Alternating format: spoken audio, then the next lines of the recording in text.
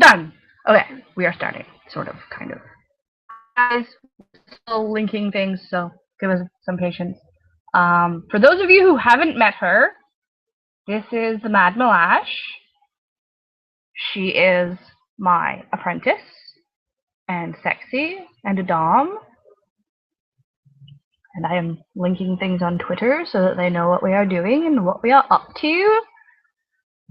Finally starting the interview with MiLAsh. It helps if you put the @ symbol in front of that. MiLAsh. Might help if you spelled it right.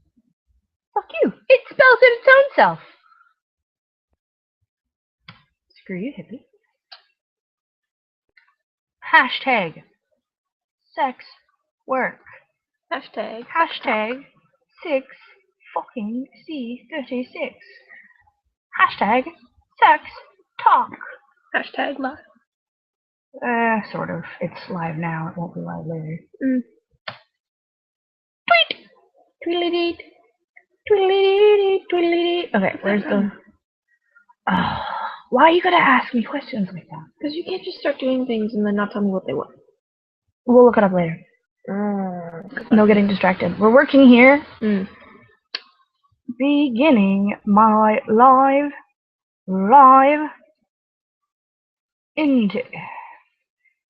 interview with the lovely @MiLAsh, talking about her transition into hashtag sex work. Also hashtag C36. Can you just tagging that just because? Yes. No, not just because it's pertinent. Gee, Willikers. Look, for somebody who's supposed to be my apprentice, you're awfully rippy. Wonder why. Like mother, like daughter? Kind of one of those things? Sure. Yeah, we'll go with that one.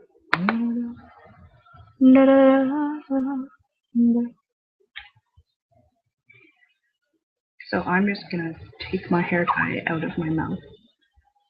And that's useful. Put it on my wrist. And braid my damn hair again. Because now's the perfect time for that. No? No, I'm good. Right? Totally fine.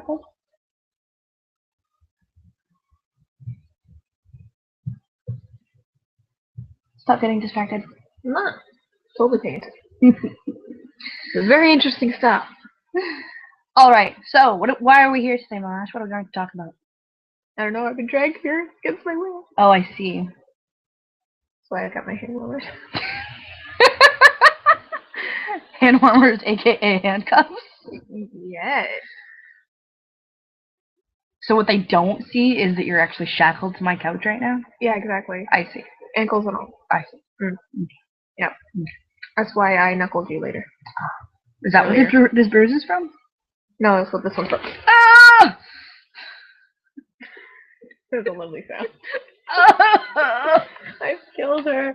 I would also like to state, for the record, that we have been watching Yogscast all day. So we're a little bit hyper, and we may or may not be emulating them right now. Hyper? Oh wait, no, the hyperness is from the caffeine that you're sucking on. Can I have yours later? That depends. Cool. What's in yours? Coffee. With what in it? Oh, triple. No, you can keep it. It's a lot of sugar. No, it's more like not enough sugar for that side of coffee. That's why I like French vanilla. Okay, it's just pure this sugar. is serious business. Here, put your serious business face on. Which ones do you want? I like the other ones. These ones? Yeah. Okay. Because they're... Wait. No, these are these. Oh, sorry. Sorry. No. I can't see. That's okay. Neither can I. There's a big thumbprint right on my eye. So, okay, now that we're done horsing around and carrying on, sort of, for the moment, we're actually here to talk to lovely Mad MiLAsh about her transition into sex work.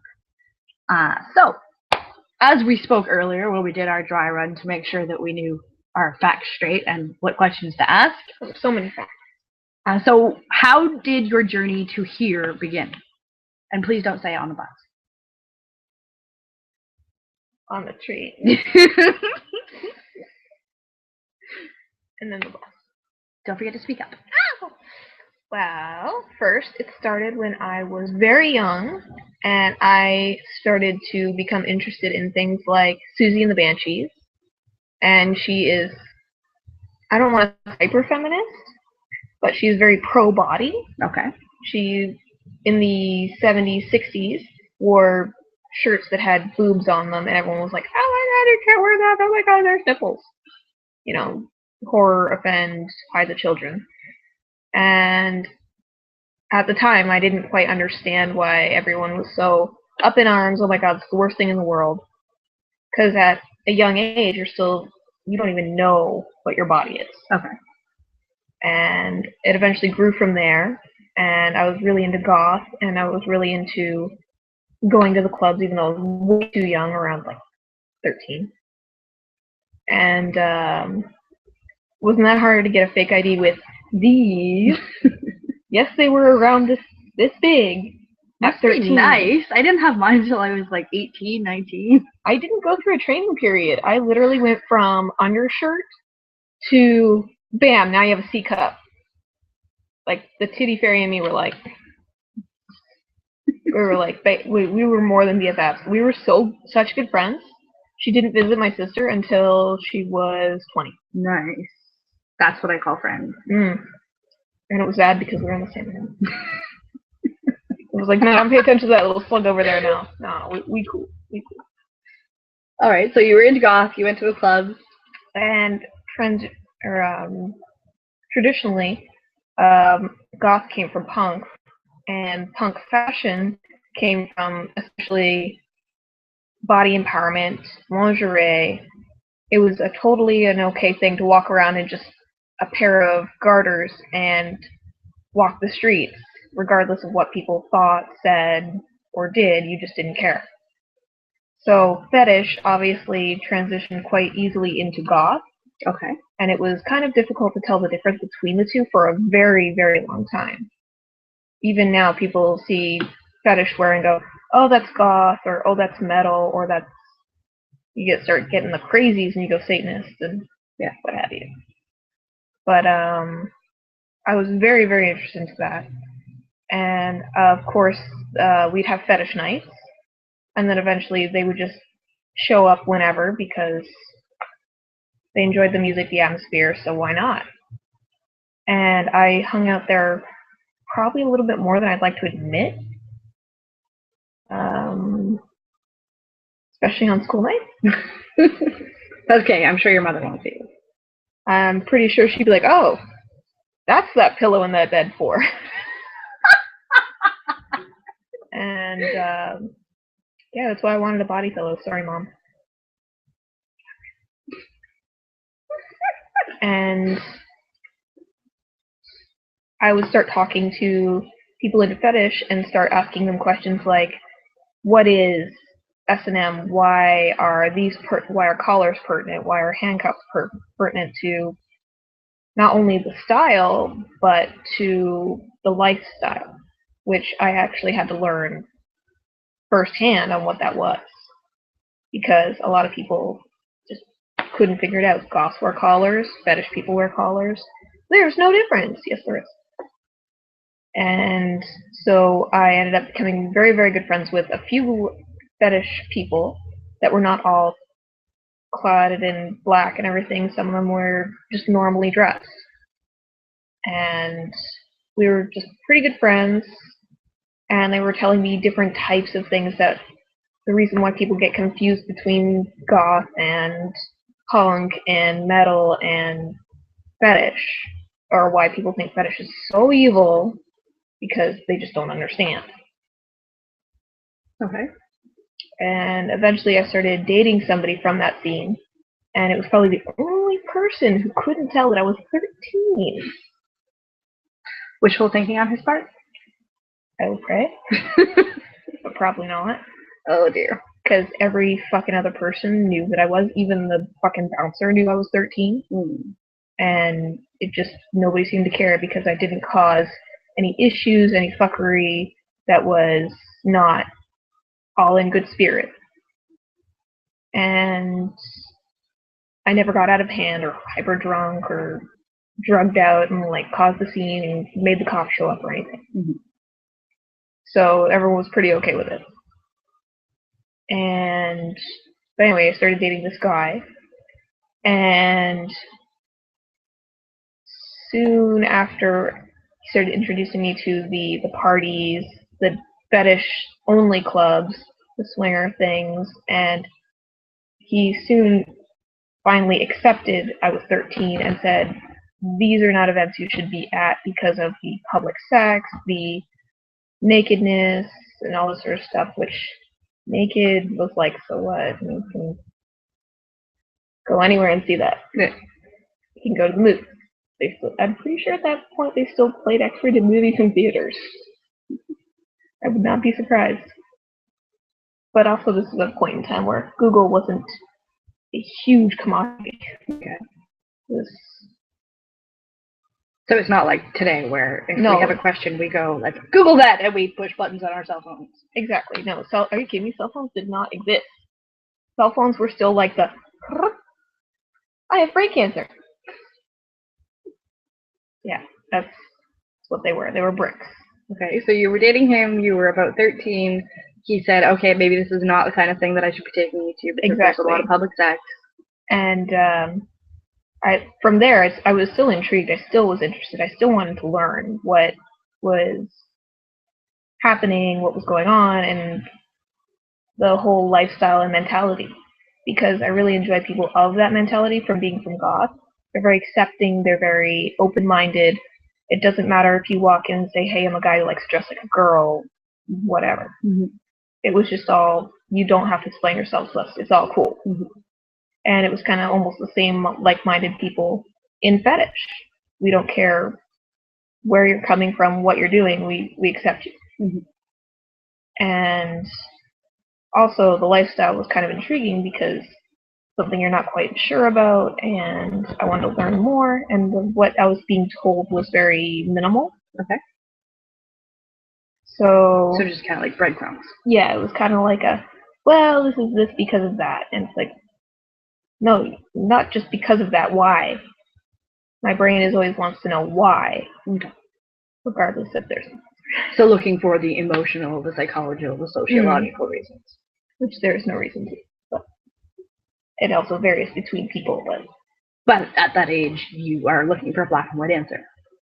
Still kind of do a little bit. Okay. Yeah. We all wish there was that definitive no gray area. Yeah. So what was the next step then? From there, it was kind of, we just became friends after that. Mm-hmm. And then sort of we kind of just ended up drifting. Everyone kind of just drifted apart. The clubs started shutting down, and they all started moving out to way far Toronto, like North Toronto, like north, south, like way out there. Okay. And I'm already somebody who's sitting here at like 13, 14, and going into, I can't really remember the areas, but going into like Queen Deer areas? Well, Queen Street and areas like this, and on a school night. So I have to be back at home before like 2 a.m. on a train, which doesn't always run, or I have to get a ride home. Like, I have to be home at some point. And home for you at this point is not in Toronto? No, I'm like 45 minutes away from Toronto at this point. And will be, and had in this said story for the next 5 years. And so, as everyone started drifting apart, it was kind of left as is. I didn't get as much information as I wanted. Nobody really let me in too much after that. And everyone's cliques started drifting apart, and so I just kind of left it as is, and it stopped becoming so much of a high interest and high priority of like what I wanted to know, because I was very comfortable in being goth and just being who I am, and also school.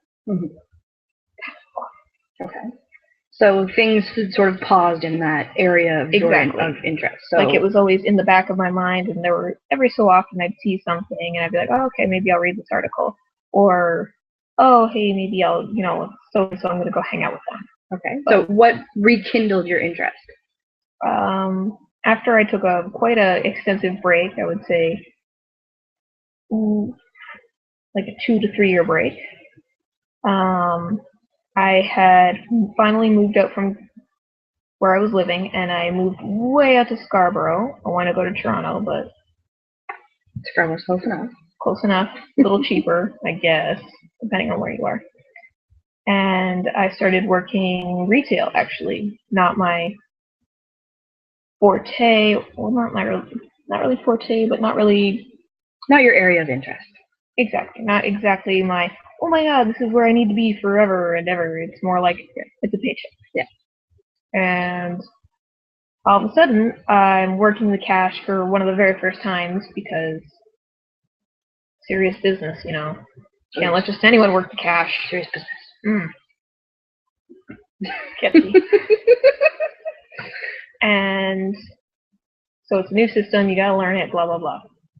And 2 ladies end up coming up to my till and hand me a card as they're finishing checking out. Oh, really? Yeah, they're very interesting. I think one was,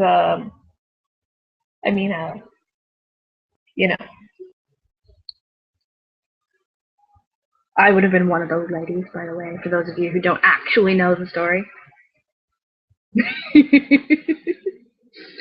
Okay, so you were handed a card, and I was told if I was interested to check it out. So I inquired a little bit further and said, what do you mean? And it's like, well, if you're interested in a job, just look up the card. And right away, I was already intrigued. It had, I believe, I'm trying to remember what was on the card. Well, of course, it said Den of Nine Tails. Was it the flogger or was it the finger? It was the finger. Okay, it was the finger floggers. I couldn't remember if it was the suede one or if it was the finger floggers. No, it was the little red one. Okay.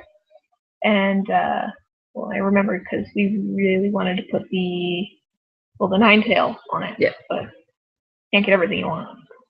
And so that night, I'm fairly interested. People have handed me stuff before, like, oh, come work at Bed Bath & Beyond, whatever. And so, yeah, getting on the next train to that, yeah. One shitty job to the next. And sorry, I'm just trying to imagine you at Bed Bath & Beyond. No, let's not. Your widow's peak and your goth makeup. And this is how I found her. She had a black shirt on instead of a skull shirt. But yeah, our uniform's black, so I don't have to change anything. The only thing is I just can't wear prints. So plain regular black. So you had been handed other cards before. And of course I've still looked at them and said, okay, well, what kind of job is this? Oh, just another $11 an hour. So what? It's a paycheck job. And so I checked this one out, and at first it didn't even seem like a job. I kind of just looked at it and thought maybe it was just more of a party inquiry, I guess you could call it. Okay. But then I started looking more and more into it, and it was the Den of Nine Tails, as stated on the card. And of course, you read that and you're like, no, like, somebody wouldn't just hand you that, would they? So I looked deeper into the website, and I figured out that it was a fetish den, or pro dungeon, adult play space. There we go. That's what I was looking for. And so it was like automatically that spark was like, oh my god, this is so interesting. And I emailed them, I think, that night. I believe so. It was either that night or the night after. And it was rather prompt. We were excited that we heard back fairly so quickly. Because it was something new, it was something different. Not in the aspect of something new as in, like, not something I've ever heard of, but new as in, like, ooh, fancy, shiny. Pretty much. Like, this could be a job? What? Wait, you get paid to do this? Pretty much, yeah. So I inquired. I showed up at the place. The location? Yeah. In the beautiful location, which was really nice. And did a tour, talked a bit, and pretty much got hired on the spot. And what was your job description at the time? Prior or at? When you were hired to work with us at 9 Tips. It was to be an apprentice dom. To yours truly, by the way. So how did that transition from simply the dominatrix aspect into sex work for you? Well, that kind of not really transitioned too much. Kind of remains in and around that same area. There was a pie chart. Okay, but would I be accurate in telling our viewers that you are looking at following more along the companion style as well as myself? It depends on except, you know, dumb. Yeah, pretty much like a dominatrix companion. As strange as that sounds. Does that make sense? Sure it does. Hey, if there can be a nerdy companion, why can't there be a dommy companion? The nerdy companion just sounds so appropriate. Fair. It's a type of person that not always can find a person because they are socially awkward. Granted. So now that you're doing this, how long do you see yourself doing this? I could definitely, at the moment I'm doing it on the side, but I'm definitely looking to expand it into full-time because ain't nobody got time for retail. So are you telling me that you would like to do this sex work as a full-time job because you're concerned that you're going to be fired from your retail job? No. I actually am extraordinarily liked by everyone at my work. All of my bosses, HR, who comes in every so often, they adore me. Okay. And thanks to me, they got #1 sales in Halloween in the district. Actually, in the country. So your job's not at risk. Not in any way, shape, or form. Your vanilla day job is not at risk. I've gotten many bonuses because I'm awesome. And yet, you're choosing to do sex work full-time. Yeah. You mean people actually choose to do sex work as their primary way of making a living, not because they have no other choice, not because they can't hold a regular job, but because they find it rewarding? Oh my god, I believe it's true! Oh. Say it ain't so! Hold me. It's okay. It's okay. Okay. It's okay. It's okay. Thank you. Okay, yes, we're being a little bit trollish about it, but the point that we're trying to make is that you're looking at a very intelligent, very eloquent, very well-rounded young lady who is gainfully employed full-time? Part-time. Part-time, excuse me. Part-time employee. Would be full-time, we don't have them. Hours, I think. So she's a valued employee. She is a commodity at her job. At any job I've been at. At any job that she's been at, and yet she's looking at being a full-time sex worker. Every boss I ever worked for were on their knees saying, "Please do not leave us." On their knees. On their no. No. Oh dear. Oh. So we're not going to do the full people. A long video. We don't have 30 minutes. Now that this lovely Bill C-36 has passed, how does that make you feel? To be honest, there's so many grammatical and errors and different things like that, just the way the bill is written. Like, what was it? We were talking about it earlier. How it says something that women cannot trade for sex. Oh yes, because only no woman in her right mind would trade her body for money short of other penises. Just saying. short of other means. So transsexuals and males are not addressed in this. So if you're a transsexual or a male, apparently you can get away with sex work and it's fine. And any clients that are customing you are not a big deal. Exactly. But if it's women, so the bill would have you believe. But if it's women, we're insane and can't get another job because we are desperate whores. Now, please keep in mind that I'm not sure that it's actually the bill that's worded that way as opposed to the media surrounding it, up to and including the politicians and whatnot that are for this bill. That's true. That's pretty much how it's been explained each and every time. Because I don't want to hear in the comment section that we were wrong and that's not really what it was. I get it. We're going with the media here. or believing. The social aspect of it is that people are concerned that women are being victimized. They're not concerned about the male sex workers. They are apparently fine, and they can go ahead and mind their P's and Q's. They can choose to do whatever they want with their body. However, as women, No, for shame. We're so weak and feeble, and we need a man to take care of us. Oh my god, what are we doing? We don't know what we're doing. How do we even get the technology to work to do this without a man to help us? My nails are shiny. Funny, mine too. Alright, so you can look forward to more from both myself and MiLAsh. If you're looking to find out how to book an appointment with MiLAsh, you can email her at madmilash@gmail.com. Are you sure that's what it is? No. Okay, we'll put it in the comments section, but I'm pretty sure it's actually... Is it MadMilash? Hold on. I can check these things. I can check these things. I think we had it. I have the buttons.